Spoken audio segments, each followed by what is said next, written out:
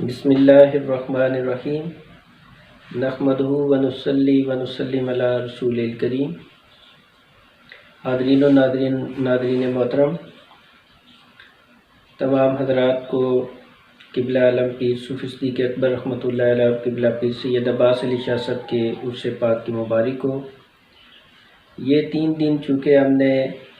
اللہ کی رضا کے لیے گزارنے اور ذکر و فکر کرنا ہے، عبادات کرنی ہے، تلاوت کرنی ہے، دیگر معمولات کو اپنانا ہے۔ عرس پاک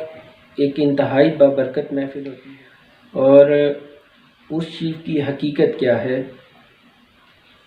اس کے حوالے سے آج ہم کچھ گفتگو سننے اور سمجھنے کی سعادت حاصل کریں گے۔ حضرات گرامی، جو لفظ عرس ہے یہ حدیث پاک سے لیا گیا ہے۔ حضرت سیدنا ابو ہریرہ رضی اللہ تعالیٰ عنہ فرماتے ہیں، قال رسول اللہ صلی اللہ تعالیٰ علیہ وآلہ وسلم، اذا اکبر المیت اتاہ ملکان اسودان ارزقا۔ جب میت کو قبر میں رکھا جاتا ہے تو 2 فرشتے سیاہ نیلی آنکھوں والے قبر کے اندر تشریف لاتے ہیں۔ یقال لاحدہما المنکر والآخر النکیر، ایک کو منکر اور دوسرے کو نکیر کہا جاتا ہے۔ فیقولان ما کنت تقول فی ہذہ الرجل، وہ اس بندے سے پوچھتے ہیں جو قبر میں جاتا ہے کہ تو اس شخصیت کے بارے میں کیا کہا کرتا تھا، یعنی حضور علیہ الصلوۃ والسلام کا چہرہ مبارک سامنے کیا جاتا ہے اور پوچھا جاتا ہے کہ اس شخصیت کے حوالے سے تیرا کیا خیال ہے۔ فیقول ہوا عبد اللہ و رسولہ، وہ کہتا ہے یہ اللہ کے بندے اور رسول ہیں۔ یہ بات بندہ مومن کی ہو رہی ہے۔ اشہد اللہ الہ الا اللہ و ان محمد عبدہ و رسولہ، وہ کہتا ہے میں گواہی دیتا ہوں کہ اللہ کے علاوہ کوئی بھی عبادت کے لائق نہیں، اور حضرت محمد صلی اللہ تعالیٰ علیہ وآلہ وسلم اللہ کے بندے رسول ہیں۔ فیقولان، اس پر وہ دونوں کہتے ہیں، قد کنا نعلم انک تقول ھذا، ہمیں پتہ تھا کہ آپ کا جواب یہی ہوگا، کیونکہ صاحب ایمان ہے، فرشتوں کی اس کی پہچان ہے کہ ایمان والا بندہ ہے، تو فرشتے کہہ رہے ہیں کہ ہمیں پہلے ہی پتہ تھا کہ آپ کا جواب یہی ہوگا۔ ثم یفسح له فی قبرہ 70 ذراعا فی 70، اس کے بعد اس کی قبر کو 4900 گز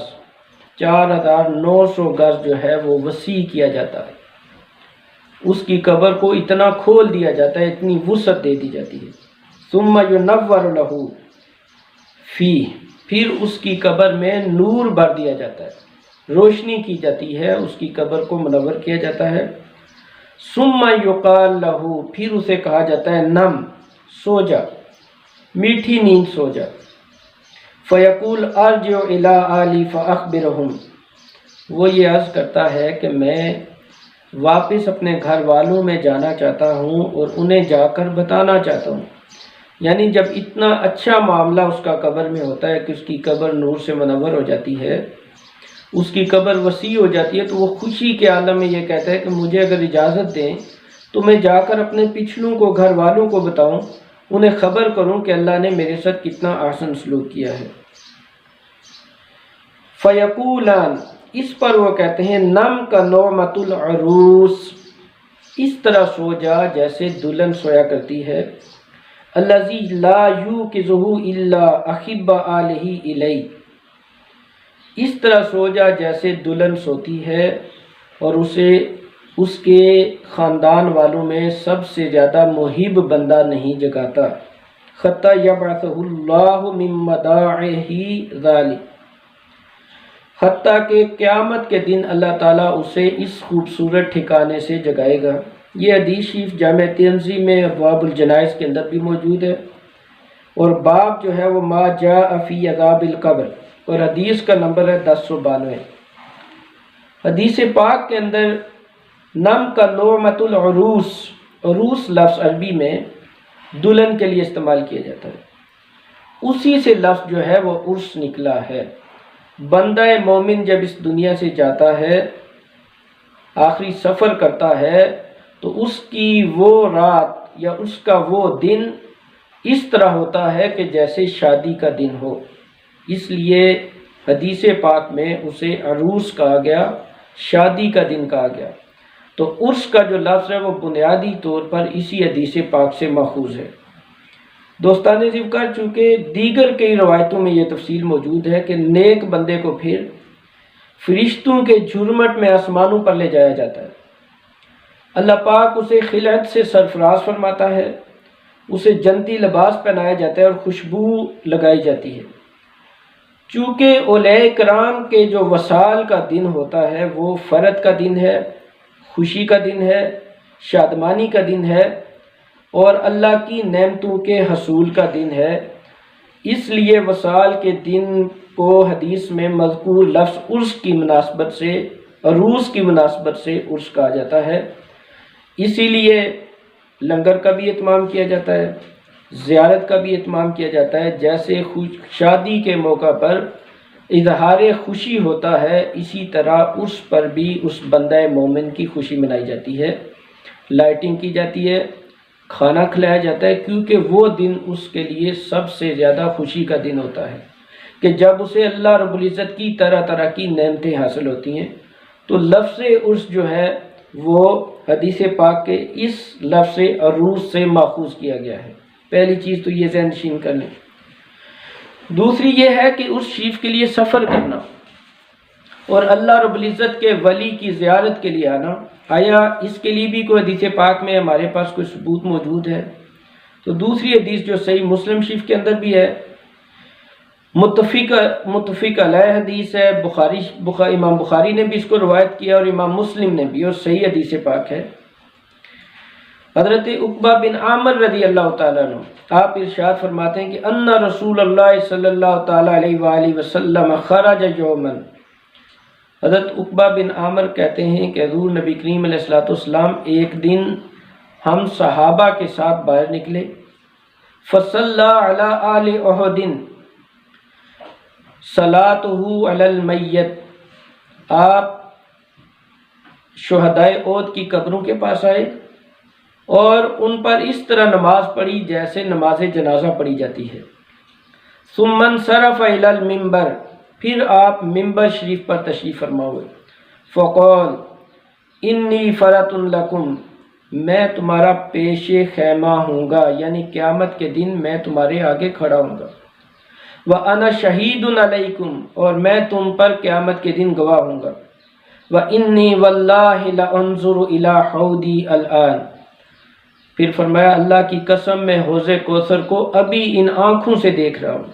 وَإِنِّي قَدْ أَعْطَيْتُ مَفَاتِيحَ خَزَائِنِ الْأَرْضِ، اور بے شک مجھے زمین کے جمی خزانوں کی جمی کنجیاں عطا فرما دی گئیں، اور مفاتیح الارض، یا زمین کی جمی کنجیاں عطا فرما دی۔ وَإِنِّي وَاللَّهِ مَا أَخَافُ عَلَيْكُمْ أَن تُشْرِكُوا بَعْدِي، اور اللہ کی قسم مجھے ذرا بھی خطرہ نہیں ہے کہ میرے دنیا سے جانے کے بعد تم لوگ مشرک ہو جاؤ گے، تم شرک کرو گے، میں اللہ کی قسم اٹھا کے کہتا ہوں۔ وَلَكِنْ أَخَافُ عَلَيْكُمْ أَن تَتَنَافَسُوا فِيهَا، لیکن مجھے اس چیز کا خوف ضرور ہے کہ میرے دنیا سے جانے کے بعد تم دنیا کی محبت میں مبتلا ہو کر نفسا نفسی کا شکار ہو جاؤ گے، ایک دوسرے سے دور ہو جاؤ گے۔ دوستان ذیوکار، اس حدیث پاک سے ہمیں چند ایک چیزیں جو ملتی ہیں۔ پہلی چیز کہ حضور نبی کریم علیہ الصلوۃ والسلام خرج یوما، شہدائے احد کی قبروں کی زیارت کے لیے صحابہ کی جماعت کو لے کر گئے، اور اس حدیث کی شرح میں بعض محدثین نے لکھا ہے کہ یہ حضور وصال سے پہلے گئے،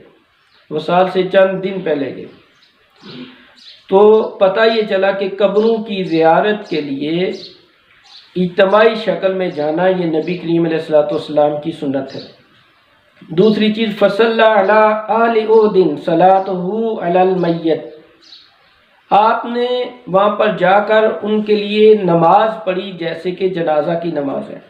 جنازہ کی نماز میں کیا ہوتا ہے؟ سب سے پہلے ہم اللہ کی تسبیح کرتے ہیں،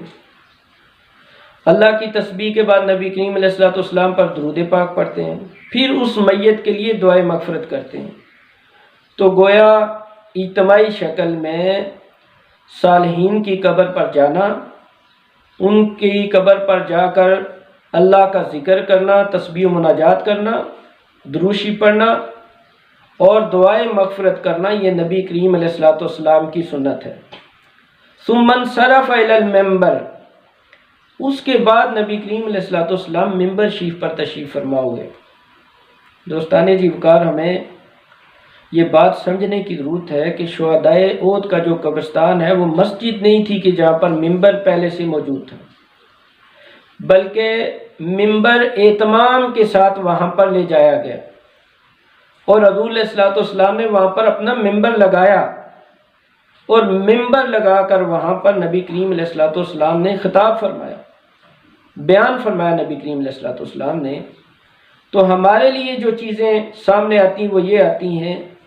کہ قبور کی زیارت کے لیے اجتماعی شکل میں جانا، وہاں پر جا کر اللہ کا ذکر کرنا، دروشی پڑھنا، ان کے لیے دعائے مغفرت کرنا یا ان کے وسیلے سے اپنے لیے دعائے مغفرت کرنا، یہ حضور علیہ الصلوۃ والسلام کی سنت ہے۔ اور ممبر بچھا کر وہاں پر بیان کرنا یا اچھی باتیں سننا، یہ بھی نبی کریم علیہ الصلوۃ والسلام کی سنت مبارکہ ہے۔ حضرات گرامی، اس کے علاوہ مصنف ابن ابی شیبہ کی ایک حدیث کو روایت کرتے ہوئے رد المختار کے اندر، رد المختار کی یہ جلد 1 ہے اور صفحہ 630 ہے، انہوں نے باب الجنائز کے اندر اس بات کو روایت کیا ہے کہ ان نبی صلی اللہ علیہ وآلہ وسلم کان یاتی قبور الشہداء بعود علی رأس کل خول فیقول السلام علیکم بما صبرتم فنعم عقبی الدار۔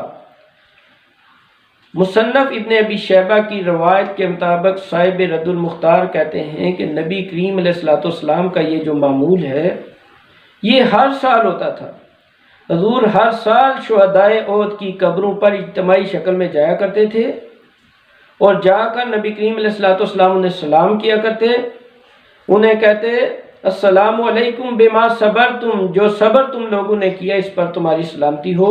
فنعم عقبی الدار، اور آخرت کا گھر سب سے بہتر ہے، سب سے زیادہ بہتر ہے۔ تو دوستان ذوالفقار، نبی کریم علیہ الصلوۃ والسلام کا قبور کی زیارت کے لیے ہر سال جانا گویا جیسے ہم کسی اللہ کے نیک بندے کی قبر پر ہر سال جمع ہوتے ہیں اس کی شکل میں، یہ اسی سنت کی ایک شکل ہے اور کوئی ایسی چیز نہیں ہے جو خلاف سنت ہو۔ اب جو دوسری چیز ہے کہ بزرگوں کے عرس کے موقع پر بعض تو بزرگان دین کے مزارات پر جو عرس کیے جاتے ہیں، اللہ معاف کرے،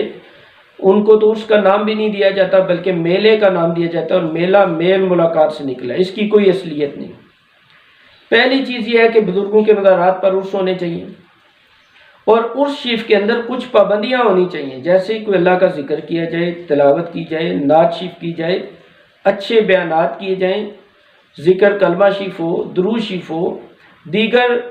کوئی اچھے بیانات ہوں، لوگوں کی اصلاح کی ترغیب ہو۔ تو یہ کوئی ایسی صورت نہیں ہے کہ جسے ہم کہہ سکیں کہ یہ جو عرس ہے یہ خلاف سنت ہے، بلکہ لفظ عرس خود حدیث پاک سے اخذ کیا گیا ہے اور حدیث پاک سے زیادہ ماخوذ ہے۔ اب جو سلسلہ عالیہ نقشبندیہ قادریہ کی میں جو یہاں پر خاص طور پر بات کرنا چاہتا ہوں، ہمارے ہاں جو عرس پاک ہوتے ہیں، بالخصوص قبلہ عالم پیر سید عباس علی شاہ صاحب کو عرس پاک، قبلہ عالم پیر صوفی صدیق اکبر رحمۃ اللہ علیہ اور موڑا شریف کے جو اعراس ہوتے ہیں، ان کے حوالے سے میں چند ایک گزارشات آپ سے عرض کرنا چاہتا ہوں۔ وہ یہ ہیں کہ جو ہمارے عرس پاک ہوتے ہیں ان میں کسی قسم کی غیر شرعی حرکات پر سختی سے پابندی کی جاتی ہے۔ جو پابندیاں قبلہ عالم پیر نذیر احمد مولوی رحمۃ اللہ علیہ، چونکہ بہت بڑی علمی شخصیت بھی تھے، روحانی شخصیت بھی تھے، آپ نے جو عرس کے حوالے سے پابندیاں لگائی، آپ نے پہلی پابندی یہ لگائی کہ اجتماع مسجد میں نہ ہو، یعنی مسجد کے اندر والے خانے میں نہ ہو، باہر ہو، اس لیے کہ عرس کے اجتماع میں بعض اوقات لوگ ایسے بھی آ جاتے ہیں شاید وضو کی پابندی نہ کر سکیں یا مسجد کے آداب کو ملحوظ نہ رکھ سکیں، اور چونکہ حضور علیہ الصلوۃ والسلام نے بھی جو شہدائے احد کی قبروں پر اجتماع کیا ہے وہ مسجد میں نہیں کیا بلکہ ان کی قبور پر جا کر اجتماع کیا، تو فرمایا کہ اجتماع مسجد میں نہ ہو، مسجد سے باہر ہو، تاکہ مسجد کے جو آداب ہیں وہ ملحوظ خاطر رہیں۔ دوسرا آپ نے جو پابندی لگائی وہ فرمایا واعظ متدین اور پرہیزگار ہو۔ جو بندہ تعلیم دے وہ دیندار بھی ہو اور پرہیزگار بھی ہو، متقی آدمی ہو، ہر بندہ اٹھ کر واز نہ کرے، دیندار اور پرہیزگار بندہ اس کی تعلیم دے۔ تیسری چیز فرمایا اشعار خلاف شرع نہ ہوں۔ بعض اوقات نعت خوان حضرات یا شعر پڑھنے والے بعض لوگ ایسے اشعار پڑھ دیتے ہیں جو شرع کے خلاف ہوں۔ آپ نے پابندی فرمایا ایسے شعر نہ ہوں جو شریعت کے خلاف ہوں۔ چوتھا فرمایا عورتیں مردوں سے الگ رہیں، یہ مخلوط نہ ہو، خلط ملط نہ ہو، بلکہ عورتیں الگ ہوں اور مرد الگ رہیں۔ پانچویں چیز جو اس شیف کی اصلیت ہے وہ فرمائی لوگوں کو اطاعت اللہ اور اطاعت الرسول کی طرف بلایا جائے، لوگوں کو اللہ کی اطاعت کی طرف بلایا جائے اور اللہ کے رسول کی اطاعت کی طرف بلایا جائے۔ یعنی یہ ایسی محفل نہ ہو کہ جو خلاف شرع ہو، بلکہ اطیع اللہ و اطیع الرسول کی مصداق ہو، ایسی محفل ہو۔ چھٹی فرمایا نمود و ریا اور علو نفس کے لیے مجلس کا انعقاد نہ ہو۔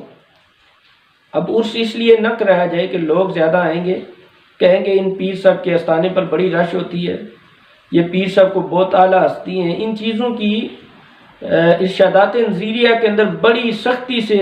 حضور پیر نذیر احمد رحمۃ اللہ علیہ نے ممانعت فرمائی ہے۔ فرمایا نمود و ریا اور علو نفس کے لیے مجلس نہ ہو، بلکہ نیت تعلیم اور رضا الہی ہو۔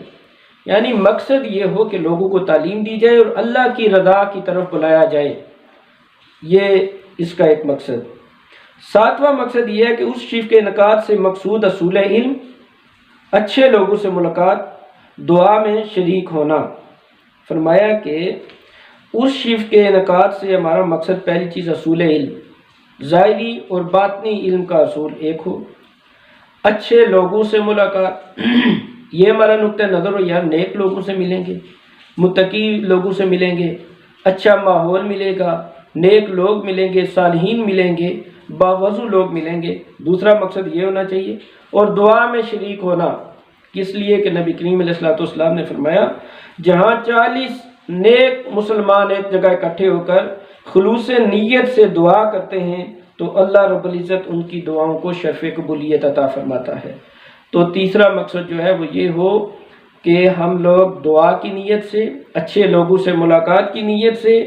اور حصول علم کے لیے اس شیف کی محافل میں حاضر ہوں۔ اس شیف کی محافل نہایت بابرکت ہوتی ہیں، اس میں اولیاء کرام کی ارواح باقاعدہ طور پر حاضر ہوتی ہیں، فیوز و برکات انسان کو نصیب ہوتے ہیں۔ اس شیف میں حاضری جو ایک عقیدت مند ہے اس کے لیے لازمی قرار دی جاتی ہے۔ ہمارے بڑے پیر صاحب قبلہ عالم پیر صوفی صدیق اکبر رحمۃ اللہ علیہ تعالیٰ، اس شیف کی محفل میں اگر کوئی بندہ حاضر نہ ہو تو آپ اس سے ملاقات نہیں کیا کرتے تھے، اور ارشاد فرمایا کرتے تھے کہ یار جب میں بلاتا ہوں تو نہیں آتے، اپنی مرضی سے آتے ہو۔ تو ایک ہوتا ہے اپنی مرضی سے جانا، ایک ہوتا ہے کہ اپنے رہنما کی مرضی کے لیے جانا، اس میں بڑا فرق ہے۔ قبلہ عالم پیر صاحب اس پر سختی فرمایا کرتے تھے۔ قبلہ شاہ جی حضور چونکہ آپ نے پیر و مرشد کے عرش پاک کے لیے بڑی جدوجہد کی، آپ لوگوں کے گھروں میں جا کر اس کی اہمیت کو لوگوں کو سمجھا کر ساتھ جانے کی تلقین فرمایا کرتے تھے، خود لے کے جایا کرتے تھے، بسوں کا اہتمام کیا کرتے تھے، اور انتہائی نظم و ضبط اور ذکر و فکر کے ساتھ اپنے پیر صاحب کے عرش پاک میں لوگوں کو لے کے جایا کرتے تھے۔ قبلہ شاہ جی حضور بھی بے پناہ اس شیف میں شرکت کی تلقین فرمایا کرتے تھے۔ اس کے علاوہ ہمارے لیے جو اس شیف کے فضائل و برکات ہیں، ہمارے سلسلہ عالیہ کی عظیم شخصیت قبلہ شاہ جی حضور کے بھی پیر و مرشد قبلہ عالم سردار مرزا خان صاحب دامت برکاتہم القدسیہ، آپ سے کئی دفعہ آپ کے پیر صاحب پیر صوفی صدیق اکبر رحمۃ اللہ علیہ تعالیٰ نے پوچھا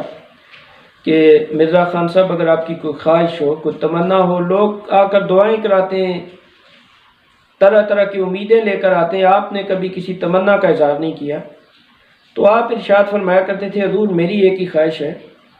اس سے پاک کی بابرکت محفل ہو، اللہ کا ذکر کراتا ہوں، آپ کا چہرہ سامنے ہو اور میری روح کفر انسی سے پرواز کر جائے۔ تو بالکل اسی طرح ہی ہوا 1983 میں عرس پاک کی بڑی مجلس تیسرے دن لگی ہوئی تھی، ہزاروں کا مجمع تھا، اور حضور قبلہ عالم سردار مرزا خان صاحب لوگوں کو ذکر کرا رہے تھے، کلمہ شریف کا ذکر کرا رہے تھے۔ 2 دفعہ کلمہ شریف کا ذکر کرایا، تیسری دفعہ ذکر کراتے ہوئے بیٹھ گئے۔ ایک دفعہ ایک نظر اپنے پیر و مرشد کو دیکھا اور منہ سے محمد الرسول اللہ نکلا اور آپ کی روح کفر انسی سے پرواز کر گئی۔ اس سے پتہ چلتا ہے کہ قبلہ عالم سردار مرزا خان صاحب نے ساری زندگی جو کبھی خواہش کا اظہار نہیں کیا،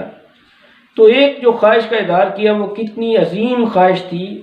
اور کتنی برکات ہیں اس پر کہ اللہ کے اس نیک بندے نے دنیا سے جانا بھی اسی دن گوارا کیا کہ جس دن عرس پاک کی محفل ہے۔ عرس پاک کی محفل سے انسان کو فیض و برکات، روحانی برکتیں نصیب ہوتی ہیں، ذکر و فکر نصیب ہوتا ہے،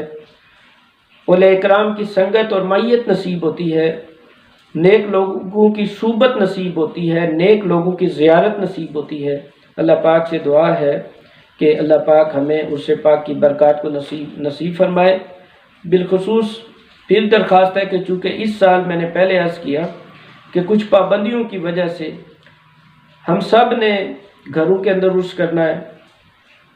دیکھیں نا، کئی عقیدت مند ہوتے ہیں جن کا یہ ذہن ہوتا ہے کہ یار ہم بھی اپنے پیر کا عرس کرائیں، تو یہ آپ کے لیے ایک بہترین موقع ہے کہ آپ اپنے گھروں میں بیٹھ کر اپنے گھر میں اپنے پیر کا عرس کرائیں، گھر میں بیٹھ کر ذکر و فکر کی محفل کا انعقاد کریں، جو معمولات عرس ہیں ان سب کو اپنائیں۔ اللہ تعالی ہم سب کو عمل کی توفیق عطا فرمائے، ہمارے پیر و مرشد قبلہ عالم پیر سید عباس علی شاہ صاحب کے درجات کو بلند فرمائے، قبلہ سردار مرزا خان صاحب کے درجات کو بلند فرمائے، قبلہ عالم پیر صوفی صدیق اکبر رحمۃ اللہ علیہ تعالیٰ کے درجات کو بلند فرمائے۔ وما علینا الا البلاغ۔ شکریہ۔